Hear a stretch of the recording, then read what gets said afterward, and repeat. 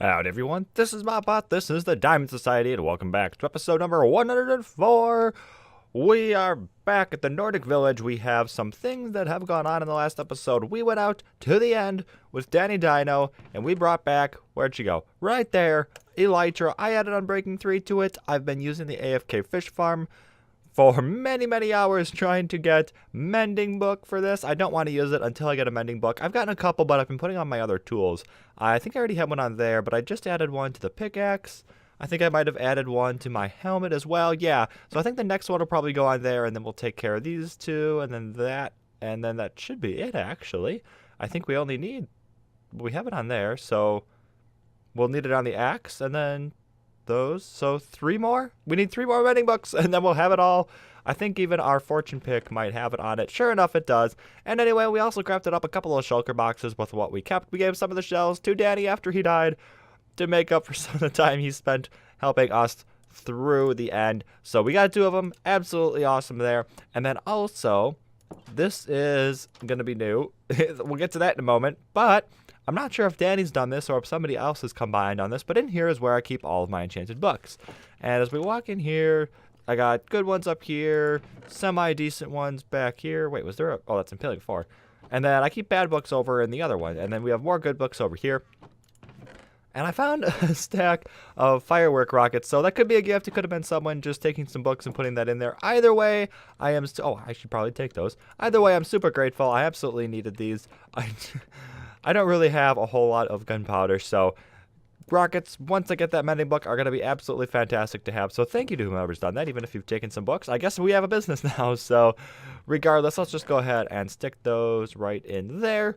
And anyway, yeah, so this is new. This is quite the change. So I've been doing a little bit of work off camera. I was going to stick it into last episode, but then I decided that we'd probably have enough footage to get a full-length episode out, and I just put this back, did it in between episodes. So here we are now.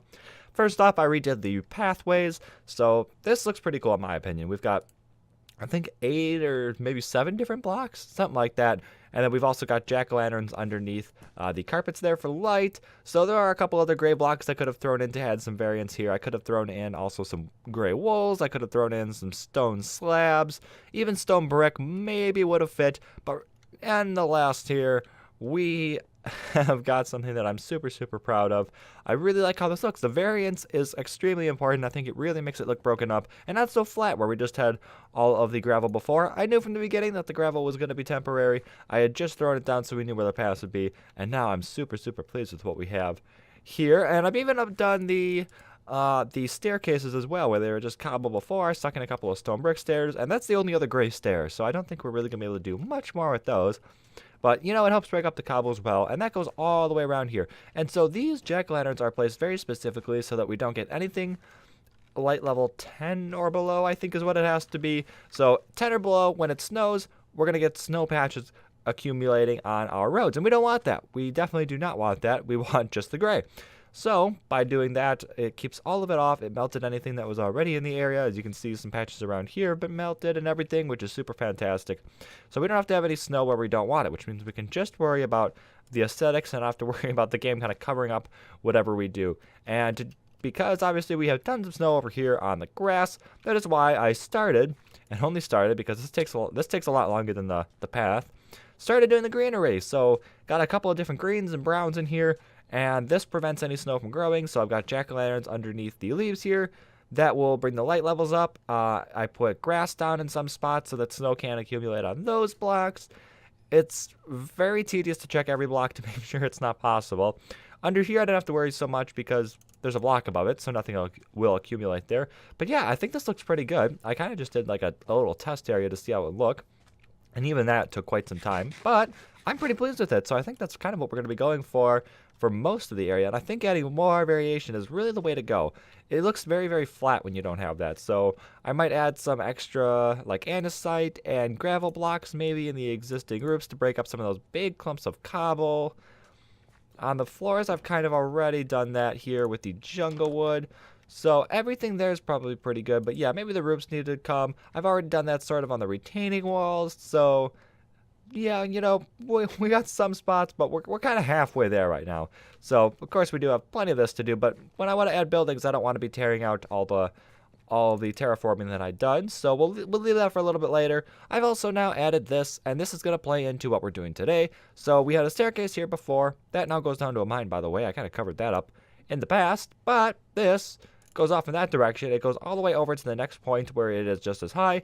So big old bridge here, and that kind of separates this area from that area, so we could do like kind of like two different districts, maybe like a rich district and a poor district.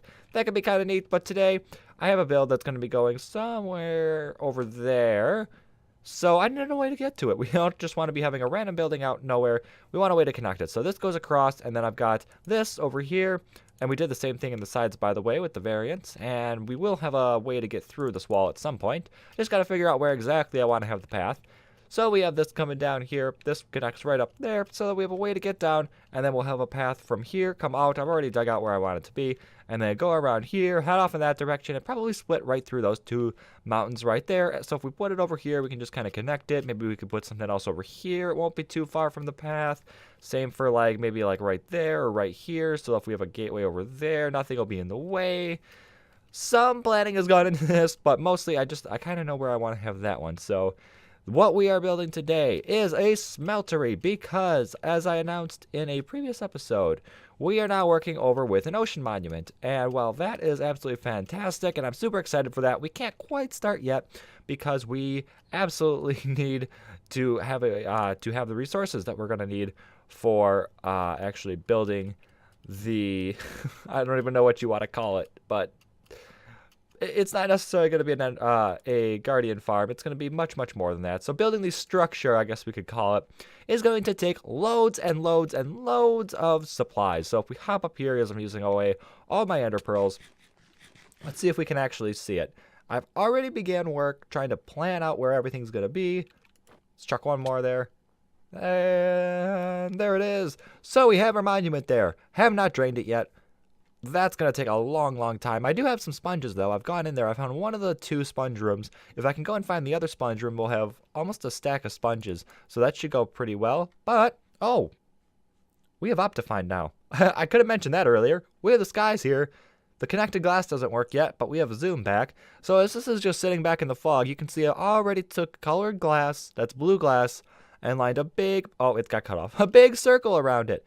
Oh, an ender pearl might be a really bad idea, so I'm not going to do that. But we have lined a very big circle around it. Those are going to come all the way down to the ground. So we're going to need loads and loads of blue glass to circle it all in, and then we can begin draining it. So it's going to be a very long process. I have loads of sand already. I went off to a mesa, collected a bunch of red sand. I don't know if it's going to be enough. It may very well not be enough. I've collected almost 2 double chests worth of red sand. We're going to smelt that up. We need a big smelter, so I guess you could call it like an iron forge or some a smeltery. I don't know exactly what you want to call it, but we're going to have a new building today. Oh, that's new. We did it.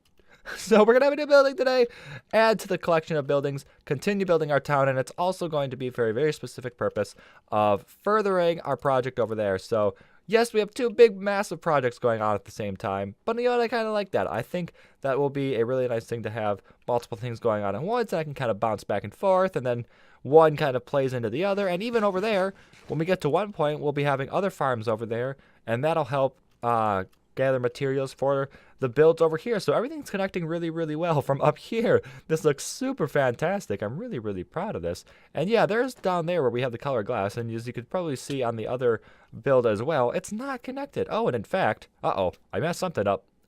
It's not even the right texture. That's not right. I gotta fix something there. I have no idea what's gone wrong. With the Optifine that I have currently installed, it's actually just a preview version. The sky looks absolutely incredible.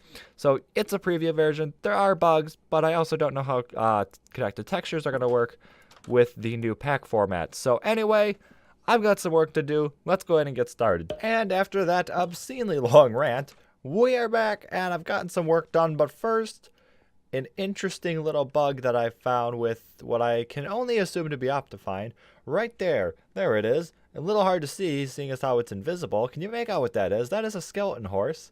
And I don't know if all horses are like this or if it's just this one, but that's not right. It's got chests all over it, and something's very screwed up here.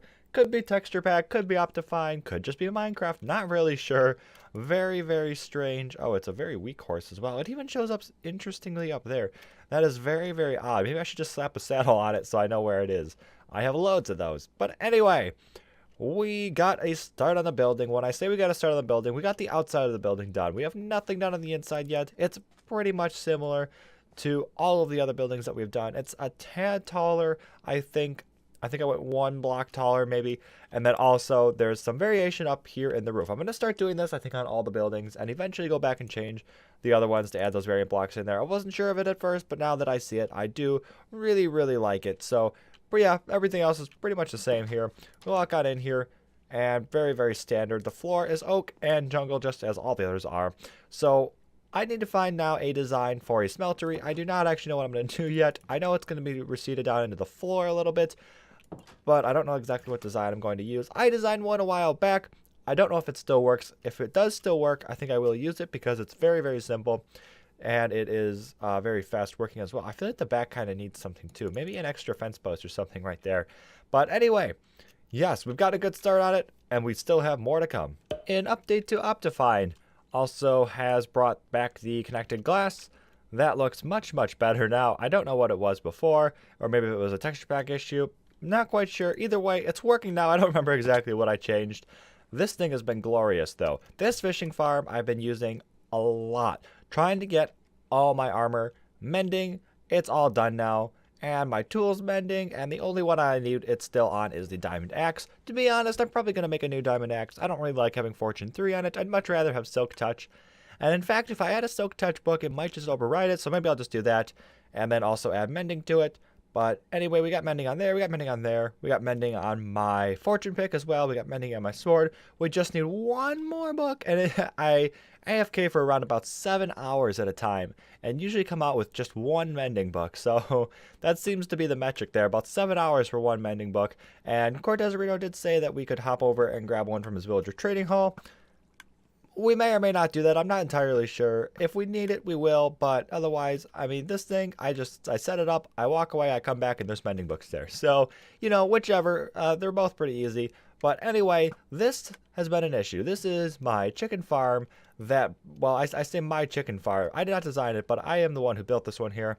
And it broke in the latest update, kind of. There is a glitch where it has something to do with mob heights. And these things think they're a little bit taller than they actually are. And where we had a half slab here before, the babies will get cooked in the lava. They'd walk and then their hitbox would hit that and they'd just die. And we'd get nothing from it, which is not good. So now that we have babies sitting on top of a trapdoor, I'm hoping with that extra little bit of height when they grow up, it'll still be tall enough to die. But they can't glitch into it now. And I'm not really sure how much we had before. I just did this change. So yeah, it looks like none of them have actually died. So when they start dying, or when they start growing up, hopefully they do die. If not, I'm going to have to like break that, quick kill them all, replace it. I'm not quite sure what we're going to have to do there. It'll be interesting, but for now, while that bug exists, that's what we're going to have to deal with. We have the inside completo. It is completely operable now. If we go ahead and take a look on in here, yeah, that's quite the change. And you know what? I'm totally happy with this. I couldn't be any more happy with this. This in the middle is another Nordic rune, and it actually kind of came out looking like the Green Lantern logo. So, I don't know, it fits. It fills up the room pretty well. Let's leave the contraption to the end. And first off, let's just look at what we did here. So, in these two spots here, we got the anvils with the crafting bench, just trying to make it look like a smeltery. Kind of get that same feel going there. Same reason that we have the big old chimney around back here, and that actually goes, oh, you can't really see it from here, but it does go out the front. Or I guess it's kind of the back of the building, rather. Side of the building, whatever you want to call it. Because the front door is over there. But yeah, that goes right there up into the sky. It's got some cobwebs too, to make it look like it's releasing smoke up there. And then over here, again, smeltery, kind of blacksmithy feel. So I added a couple pieces of armor and at different levels. So I put the shiniest one on top and then just kind of receded down. And that is all enchanted as well. So it's got that kind of glowing look. Anyway, the contraption, how does this work? We put our raw materials in here. We put our coal in here. It does everything it does underground. And then at the end here, all of the finished product comes up and then goes into these two chests here. And it can only really handle one chest of items at a time. Otherwise, the machine could get backed up. But I do have 4 chests worth of output just so I can stick it all in there, walk away, come back, stick more in, and just keep doing that and not have to worry about emptying the machine. So let's come on down there, and where it's going to be, okay, that's actually a pretty good spot to go down.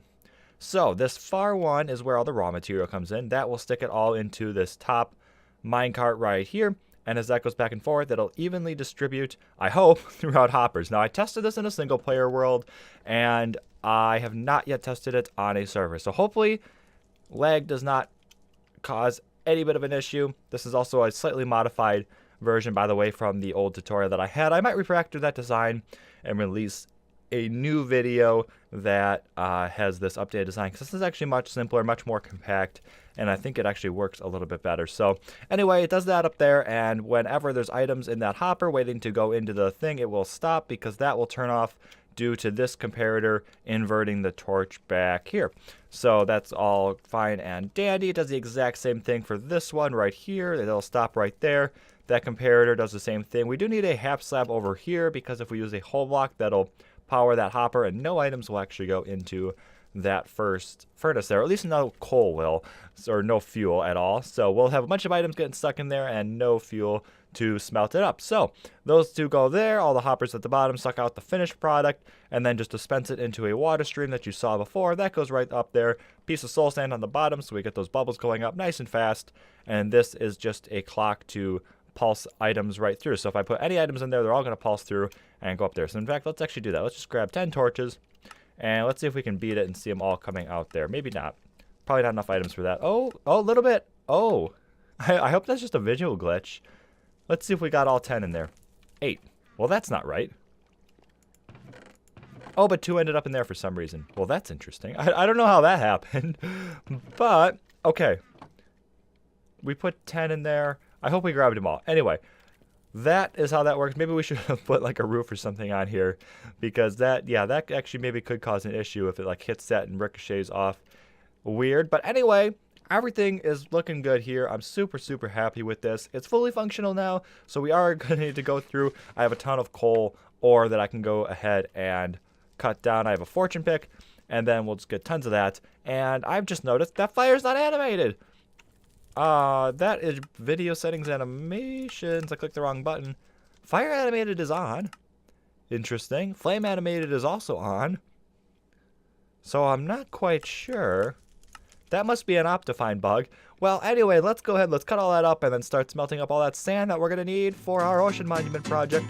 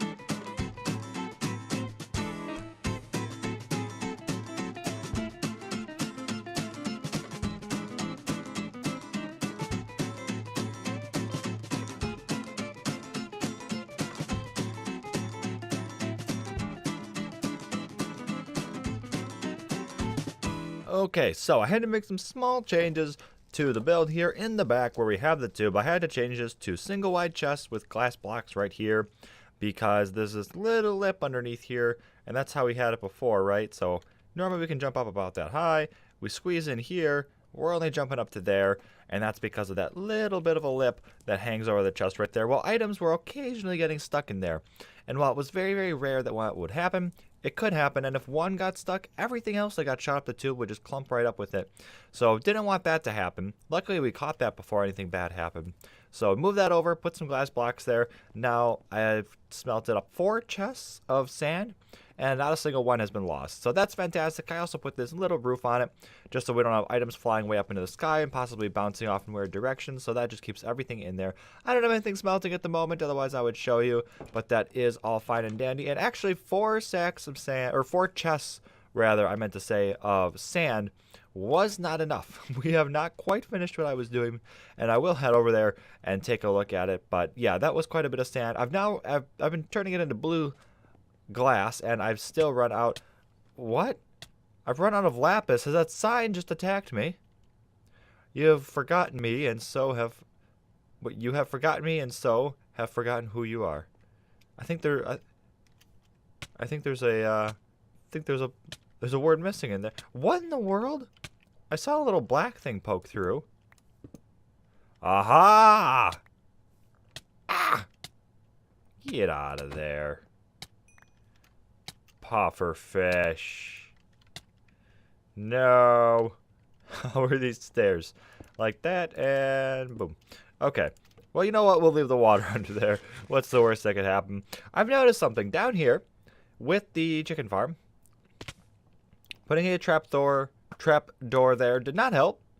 It did quite the opposite of help. We now have lots of chickens grouping up there, and I've just been letting them die due to the suffocation of the crowd, or cramming, whatever it's called, and just been emptying this out whenever there's eggs and stuff in there, eggs and feathers. So that all just goes in there. I guess I'll just smelt it whenever I need to. Get out of there. So, nope, it's okay. There we go. So. Yeah, we still need to do some work on there, or just wait for that bug to be fixed. Anyway, let's head out to the Ocean Monument area and see just how far I got with the glass. I think I've just swum here in under 5 seconds. Dolphin's Grace is literally the best effect ever. Anyway, we have this massive circle going around, and I don't know how well it actually comes through in the back, because this is blue glass inside of blue water. But along the back there, yeah, now it's starting to come into view. We have a huge circle going around the area. This whole thing is going to be drained. But first, I do need to get just enough to fill up this last area. I'm going to have to go back mining. I just couldn't get enough lapis. And we are going to need some of those ink sacs for the dark prismarine, so might as well pick those up while we're here. So, yeah, a little bit more to go. I think we're going to have enough sand, but yeah, I've run out of lapis twice now, so we definitely need a lot of that, which is a little unfortunate that I have to go mining. There's no real way to get that by farming or just going out. Like for sand, I can just go out to the desert, mine up a whole lot, and then come back, and it takes, you know, maybe 10 or 15 minutes. But it's a little bit different for mining. So anyway, I found the other sponge room inside of this ocean monument. It actually wasn't too hard. I had to kind of just keep bouncing around, and it's actually not quite as dangerous now that I'm fully geared up. And when I say fully geared up, actually, I do have a new axe. I swapped this to Silk Touch, and then also adding mending on it. So Silk Touch, I mean, it's great for, I guess, leaves, and then I can also take out bookcases without having them just break into books. That's about the only reason, but you know what? It's enough that I created a whole new axe for it. But anyway, navigating this ocean monument, once you have your Aqua Affinity or Respiration 3, whichever one it is that helps you breathe, and, you know, Depth Strider, and strong tools and strong armor, there's really no fear about navigating around this place. So pretty much can't be hurt, especially if you know how to kind of move around so that they stop targeting you, like using these blocks to break their beams, or just walking into them and then they stop targeting you. Becomes a lot similar, so I wish I would have known that originally. Although also being able to mine in there and just dig through walls and stuff makes it much easier to navigate as well. So I was able to find the sponge rooms without even bringing a water breathing potion. So that was fantastic. I just went in there with what little air I could have from here, whatever, it's like 30 or 45 seconds or something, and just topped right in, dug around for a little bit to see if I could find the room. If not, pop up for more air. Otherwise, just mine up all the sponge if I found some.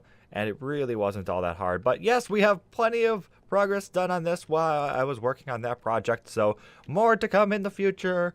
We need to get that done, and then this whole thing's going to be drained, and the project can finally start. But anyway, hopefully y'all have enjoyed. Go ahead and subscribe for more, and I'll see y'all next time.